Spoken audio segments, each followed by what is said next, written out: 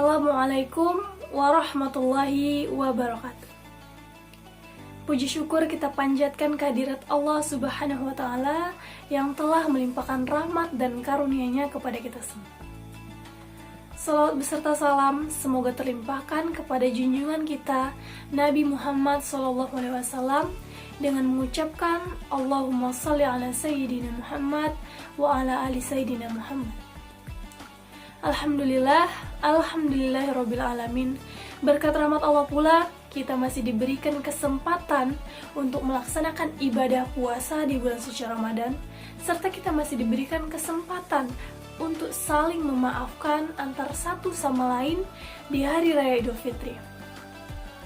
Berhubung kita baru saja melaksanakan Idul Fitri, maka pada kesempatan kali ini saya ingin menyampaikan sebuah pidato dengan judul Makna Idul Fitri. Jadi setelah 1 bulan kita berpuasa, menahan lapar, menahan haus, mulai dari terbit fajar hingga terbenamnya matahari, ada banyak hal yang bisa kita jadikan pelajaran. Salah satunya adalah melatih kita agar bisa mengendalikan diri. Mengendalikan diri di sini memiliki makna yang cukup luas. Jadi dengan kita berpuasa, kita bisa melatih diri agar bisa menahan amarah, menahan hawa nafsu, menjaga pikiran dari hal-hal yang negatif, serta menjaga perkataan dan perbuatan agar tidak menyakiti orang lain. Nah, itu semua merupakan bentuk kasih sayang yang Allah berikan kepada hamba-hambanya. Kenapa itu merupakan bentuk kasih sayang Allah? Karena dengan begitu Allah masih memberikan kita kesempatan untuk memperbaiki diri, memperbaiki segala kesalahan dan mencari jalan yang lebih baik ataupun mencari jalan yang lurus, sehingga kita bisa meningkatkan keimanan dan ketakwaan kita kepada Allah Subhanahu wa Ta'ala.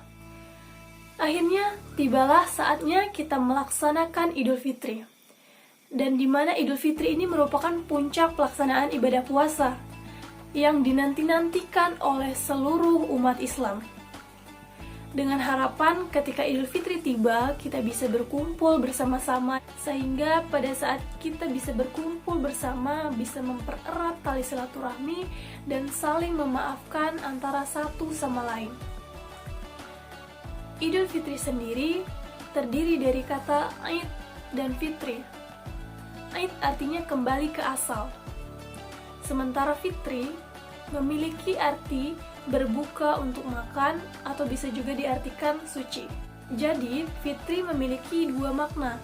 Jika kita maknai dengan berbuka untuk makan, maka Idul Fitri berarti kembali berbuka untuk makan seperti biasanya saat kita sebelum melaksanakan ibadah puasa. Jadi, dengan adanya Idul Fitri menandakan bahwa telah berakhirlah ibadah puasa di bulan suci Ramadan. Artinya kita bisa melaksanakan aktivitas seperti biasa. Kita bisa makan di waktu kapan saja. Sementara kalau di bulan puasa kita hanya bisa makan pada saat sahur dan pada saat berbuka. Nah, inilah perbedaan ataupun inilah yang menandakan di mana bahwa dengan adanya Idul Fitri maka berakhirlah bulan suci Ramadan. Oleh karena itu, ketika kita sebelum melaksanakan salat Idul Fitri, kita dianjurkan ataupun disunahkan untuk makan ataupun minum terlebih dahulu. Walaupun hanya sedikit, yang penting kita itu sudah makan ataupun minum. Artinya, di saat Idul Fitri ataupun pada 1 Syawal lebih tepatnya, kita diharamkan untuk berpuasa. Jadi jangan sampai kita salah ya. Memang puasa ini merupakan salah satu amal kebaikan, tetapi kita juga harus tahu waktu-waktu kapan kita bisa melaksanakan ibadah tersebut dan waktu-waktu kapan saja juga tidak bisa kita lakukan ibadahnya.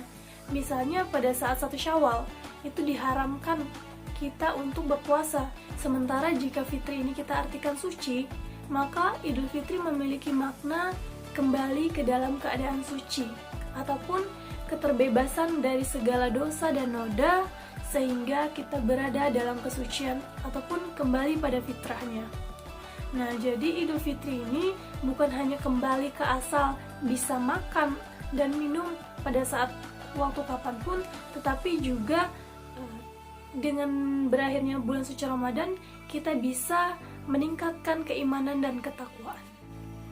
Rasulullah SAW bersabda, "Barang siapa yang berpuasa di bulan Ramadan dengan didasari iman dan semata-mata karena mengharapkan ridho Allah, maka diampuni dosa-dosanya yang telah lalu.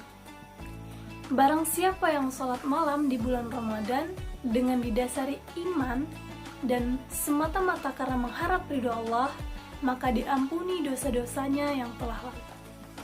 Dari hadis tersebut bisa kita simpulkan bahwa beruntunglah bagi umat-umat muslim yang memperbanyak amalan-amalan kebaikan di bulan suci Ramadan atas dasar iman serta hanya mengharapkan ridho Allah semata. Nah, dengan didasari iman, maka dosa-dosa yang telah dilakukan selama ini bisa diampuni oleh Allah Subhanahu wa Ta'ala. Oleh karena itu, marilah kita kembali kepada fitrah yang sebenarnya sebagai seorang hamba yang melaksanakan perintah-perintah dan menjauhi larangannya, serta saling memaafkan atas segala kesalahan-kesalahan yang pernah terjadi dan mempererat tali silaturahmi antar sesama. Mungkin ini saja yang bisa saya sampaikan. Semoga dapat bermanfaat bagi kita semua serta bisa kita jadikan pelajaran.